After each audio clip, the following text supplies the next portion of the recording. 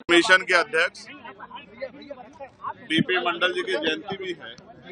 उन्हीं की जयंती के अवसर पे मामला रामसूर वर्मा जी के इन दोनों ही महान पुरुषों के जयंती और उनके अवसर पे जो है एक कार्यक्रम हम लोगों ने सामाजिक न्याय सम्मेलन हमने रखा है बांदा में, उसमें मैं शामिल होऊंगा।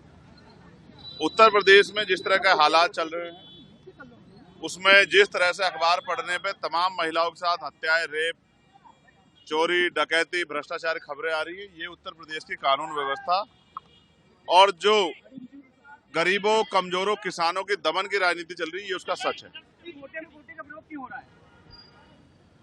आपने फैसला पढ़ा नहीं, हमने फैसला पढ़ा है। हम ये चाहते हैं कि हम भाइयों की एकजुटता बनी रहे और उस एकजुटता के लिए अब हमने प्रयास किया है कि बहुत जल्द हम शेड्यूल कास्ट की सभी जातियों के लोगों के प्रतिनिधित्व को बिठा के उनसे वार्ता करेंगे। हम कोशिश करेंगे कि एक दूसरे को समझे और इस फैसले को भी समझे, और अगर कोई रास्ता निकालना है तो हम ही लोग निकालें, क्योंकि सरकार की मंशा पे और कोर्ट की मंशा पे हमें शक है।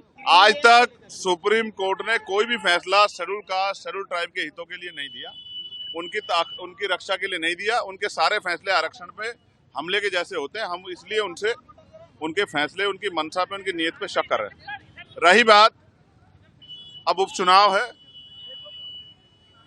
मेरा प्रयास रहेगा कि इरफान भाई को जिस तरह से उनका उत्पीड़न किया गया है, जिस तरह से उनको सताया गया है, ये किसी से छिपा हुआ नहीं। तो मैं कोशिश करूंगा कि आजाद समाज पार्टी के जरिए हम लोग उनकी आवाज को भी उठाने का काम करें।